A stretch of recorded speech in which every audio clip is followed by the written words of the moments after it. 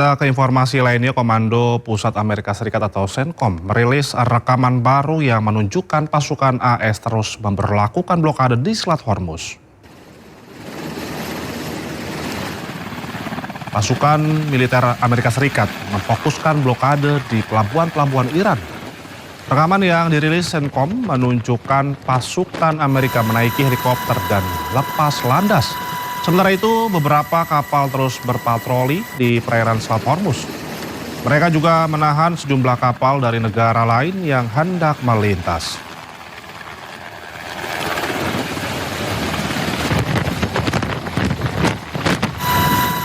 Sedikitnya 16 pangkalan militer Amerika Serikat di Timur Tengah dilaporkan hancur akibat serangan Iran. Selama perang 40 hari sebelum gencatan senjata 7 April lalu, kerusakan bagian besar pangkalan militer tersebut termasuk diantaranya aset-aset mahal milik AS.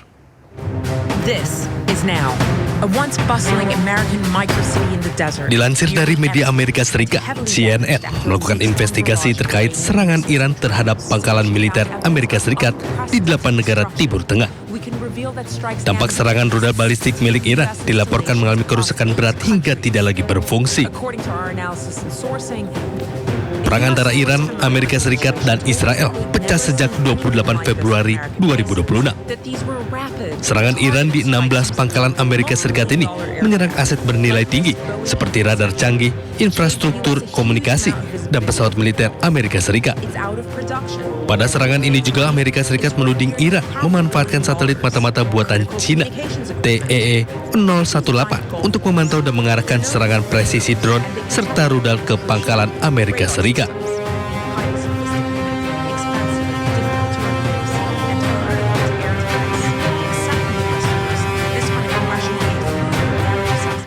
Sementara itu, media Amerika Serikat mengklaim Iran sedang mempertimbangkan mempersenjatai lumba-lumba untuk menyerang kapal perang AS. Namun Iran mengecam pemberitaan tersebut dan menyebutnya sebagai propaganda anti-Iran.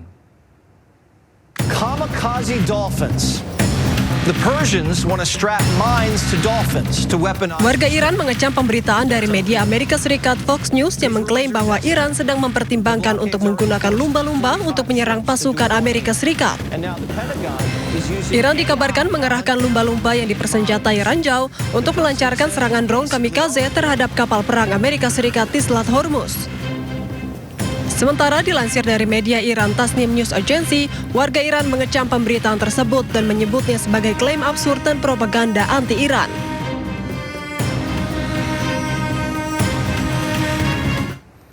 Selain itu, pejabat pertahanan Amerika Serikat menyebut dana yang telah dihabiskan untuk perang di Iran mencapai 25 miliar dolar Amerika. Namun pejabat itu tidak merinci poin-poin apa saja yang termasuk dalam perkiraan biaya yang telah digunakan tersebut. Pejabat Departemen Pertahanan Amerika Serikat mengungkap serangan Amerika Serikat di Iran sejak akhir Februari lalu telah menelan biaya hingga 25 miliar dolar Amerika atau setara sekitar 432,5 triliun rupiah. Ini merupakan pengungkapan untuk pertama kalinya dana perang di Iran oleh pejabat publik di Amerika Serikat. Jules Harsh yang sedang menjalankan tugas sebagai pengawas keuangan mengatakan kepada anggota Komite Angkatan Bersenjata DPR Amerika Serikat bahwa sebagian besar dana tersebut digunakan untuk amunisi. Namun Jules Harsh tidak merinci poin-poin apa saja yang termasuk dalam perkiraan biaya yang telah digunakan tersebut. Selain itu juga tidak diungkapkan apakah angka tersebut juga memperhitungkan biaya yang diproyeksikan untuk rekonstruksi dan perbaikan infrastruktur di pangkalan Amerika Serikat di Timur Tengah yang rusak akibat perang dengan Iran. Selain itu juga masih belum jelas metode perhitungan yang dilakukan oleh Pentagon hingga merilis angka 25 miliar dolar Amerika sebagai biaya yang telah dikeluarkan untuk perang di Iran. Hal itu mengingat pernyataan seorang sumber pada pekan lalu yang menyebut Amerika Serikat telah menghabiskan dana setidaknya 11,3 miliar dolar Amerika pada 6 hari pertama perang di Iran.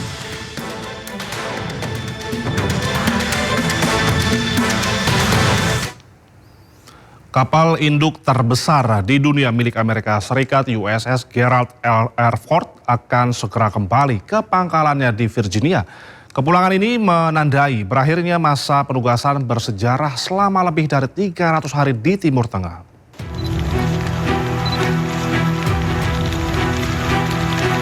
Kapal induk terbesar di dunia milik Amerika Serikat USS Gerald R. Ford akan segera kembali ke pangkalannya di Virginia, Amerika Serikat. Kepulangan ini menandai berakhirnya masa penugasan bersejarah selama lebih dari 300 hari di Timur Tengah. Kepergian USS Gerald Ford akan meninggalkan dua kapal induk Amerika, USS George H.W. Bush dan USS Abraham Lincoln di Laut Arab. Sebelumnya, Komando Pusat Amerika Serikat menyatakan untuk pertama kalinya dalam beberapa dekade, 3 kapal induk AS beroperasi secara bersamaan di Timur Tengah. Didampingi sayap udara kapal induk mereka, ketiga kapal induk tersebut mencakup lebih dari 200 pesawat dan 15.000 pelaut dan marinir. Selain itu, USS Gerald R. Ford menjalani perbaikan setelah mengalami kerusakan akibat kebakaran di ruang cuci yang melukai beberapa pelaut karena menghirup asap.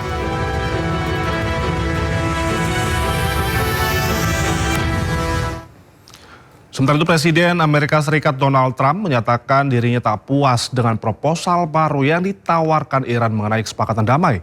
Trump menyatakan hal tersebut setelah melakukan percakapan dengan Teheran. So they want to make a deal, but I'm not satisfied with it, so we'll see what happens. Iran wants to make a deal because they have no military left, essentially, and they want to make a deal, but I'm not satisfied with it. We have great respect for Pakistan and Islamabad and tremendous respect for the Prime Minister and the Field Marshal, and they're working with us. They continue to work with us, but the trip is a very long one, and we're doing everything in terms of negotiate right now, in terms of the negotiation telephonically. They've made strides, but I'm not sure if they ever get there. There's tremendous discord. They're having a tremendous problem getting along with each other in Iran. The leadership is very disjointed. It's got 2 to 3 groups, maybe 4, and it's a very disjointed leadership. And with that being said, they all want to make a deal, but they're all messed up. Menteri Luar Negeri Iran Abbas Araghchi mengatakan Iran tetap terbuka untuk berdialog damai dengan Amerika Serikat. Namun perbicaraan diplomasi tersebut dengan syarat Amerika harus berhenti melontarkan ancaman terhadap Iran.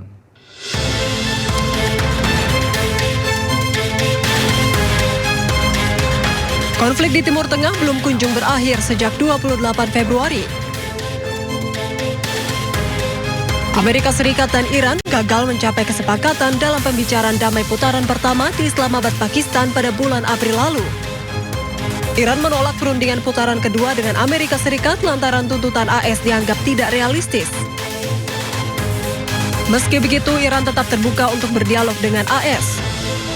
Dilansir dari media Iran Press TV, Menteri Luar Negeri Iran Abbas Araghchi menyebut diplomasi dengan Amerika Serikat terbuka dengan syarat Amerika harus berhenti ancam Iran dan mengubah pendekatan ekspansionis atau strategi perluasan pengaruh dan wilayah untuk meningkatkan dominasi. Diketahui Presiden AS Donald Trump mengklaim perang melawan Iran telah berakhir. Namun Amerika tetap mempertahankan pasukan militernya di Timur Tengah dan blokadenya di Selat Hormuz.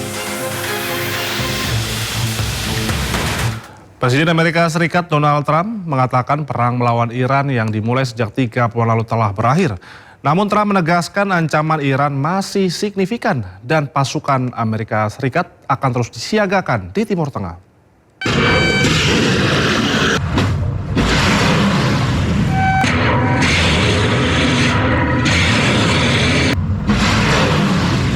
Presiden Amerika Serikat Donald Trump mengumumkan kepada Kongres bahwa perang melawan Iran telah berakhir.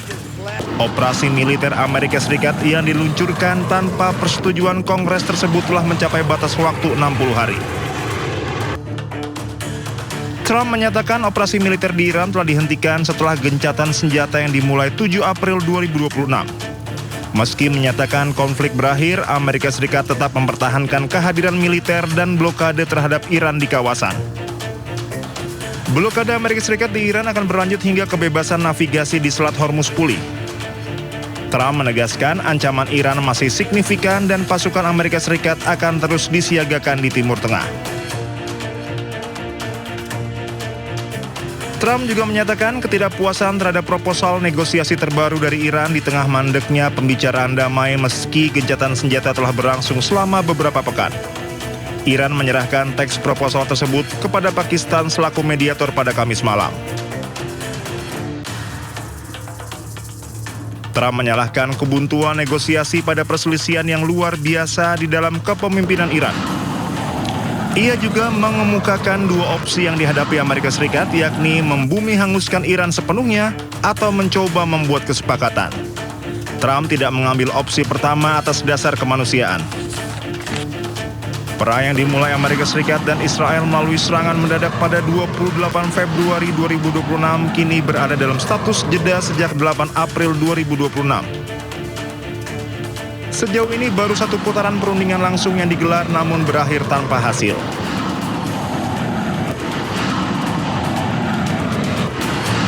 Berdasarkan Undang-Undang Kekuasaan Perang, Presiden Amerika Serikat memiliki waktu 60 hari melancarkan perang tanpa persetujuan Kongres. Dengan menyatakan perang melawan Iran berakhir, Trump secara efektif mengatur ulang hitungan waktu yang memungkinkannya memulai kembali perang di kemudian hari dengan jangka waktu 60 hari. Juru bicara Kementerian Luar Negeri Iran Esmail Baqi menyatakan Amerika Serikat tidak serius dalam perundingan. Ini terjadi di tengah tanggapan Teheran terhadap revisi AS atas kesepakatan potensial melalui perantara Pakistan. از همون اول گفتیم که هیچ مذاکره‌ای نیست. ما قرار هست که با طرف پاکستانی به عنوان میانجی گفتگویی داشته باشیم راجع به مختصات تفاهمی که مد نظر ماست. و اون تفاهم چیست؟ تفاهم متمرکز هست بر خاتمه جنگ. ما در رابطه با موضوع هسته‌ای خب در دوره ریاست جمهوری جدید آمریکا تو این یک سال و نیم بارها صحبت کردیم. دو بار بعد از صحبت‌های ما در حین صحبت اونها تجاوز نظامی داشتن به ایران. الان هم مشخص هست که جدی نیستند. هم در مورد بحث رفع تحریم، ببینید شما نمیتونید ادعا بکنید که من همه تحریم ها رو بر میدارم، همزمان تحریم ها رو تشدید بکنید، بدتر از اون شما مرتکب دزدی دریایی Anggota Kongres AS Yasamin Ansari mengajukan 6 pasal pemakzulan terhadap Menteri Perang Pete Hegseth. Pengajuan ini dilakukan setelah Hegseth sebelumnya dicecar di sidang Komite Angkatan Bersenjata hari Rabu. Anggota Partai Demokrat di DPR Amerika Serikat, Yasamin Ansari, mengajukan 6 pasal pemakzulan terhadap Menteri Perang Pete Hegseth. Melalui akun media sosial X-nya, Ansari mengatakan bahwa dalam sidang Komite Angkatan Bersenjata, Hegseth tidak dapat menjawab sejumlah pertanyaan terkait perang di Timur Tengah. Hegseth juga disebut tidak bisa bertanggung jawab atas kejahatan perang yang dilakukannya.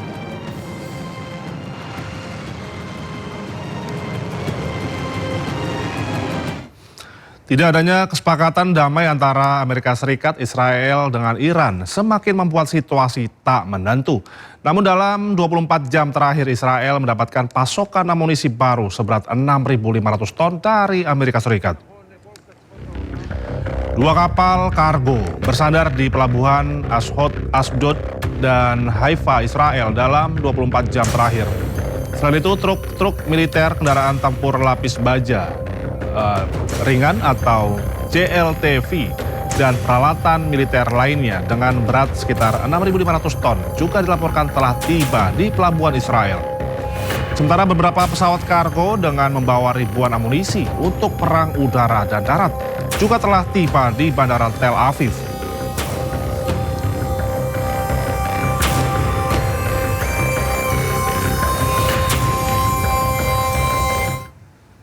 Amerika Serikat dan Iran tak kunjung menemui titik temu untuk negosiasi lanjutan. Hal ini membuat pejabat senior di militer Iran memperkirakan pertempuran besar antara negara-negara itu bisa saja terjadi.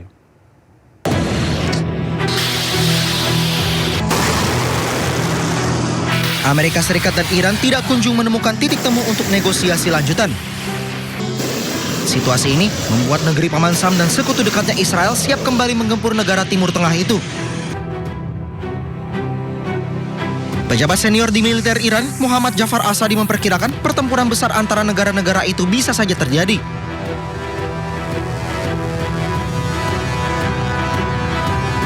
Asadi bahkan menyebut bukti sudah menunjukkan bahwa Amerika Serikat tidak berkomitmen terhadap perjanjian apapun.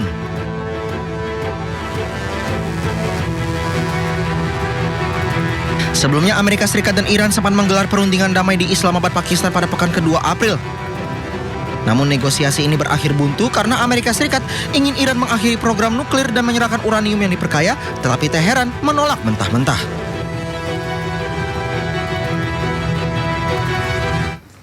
Pejuang Hizbullah juga melakukan serangan menggunakan drone ke pasukan Zionis Israel. Serangan ini terus dilakukan oleh pejuang Hizbullah di Balat, Lebanon Selatan untuk mengusir pasukan Zionis Israel. Serangan ini menargetkan pasukan Zionis Israel yang mencoba memasuki dan menduduki Lebanon Selatan. Pada serangan ini belum diketahui berapa korban jiwa yang dialami oleh Zionis Israel.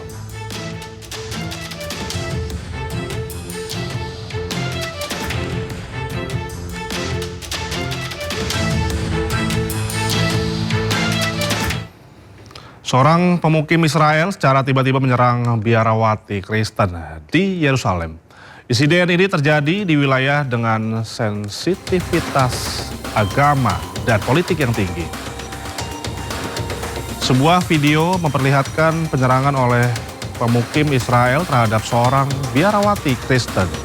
Pelaku tiba-tiba mendorong korban hingga tersungkur. Bahkan pelaku tega menendang korban yang sudah terjatuh. Warga sekitar tampak langsung mendatangi korban. Insiden ini memicu kekhawatiran atas perlindungan terhadap tokoh keagamaan di kawasan tersebut.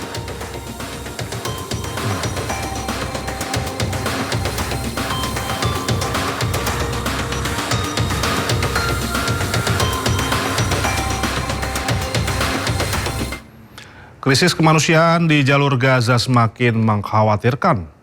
Anak-anak menjadi kelompok yang rentan karena selain terancam serangan tapi juga kelaparan akut. Menurut UNICEF, kondisi anak-anak Gaza saat di dalam kondisi buruk karena menghadapi kombinasi mematikan antara kekurangan gizi, penyakit, dan kurangnya akses terhadap akses bersih. Lembaga Pangan Dunia WFP juga memperingatkan potensi kelaparan massal yang semakin nyata.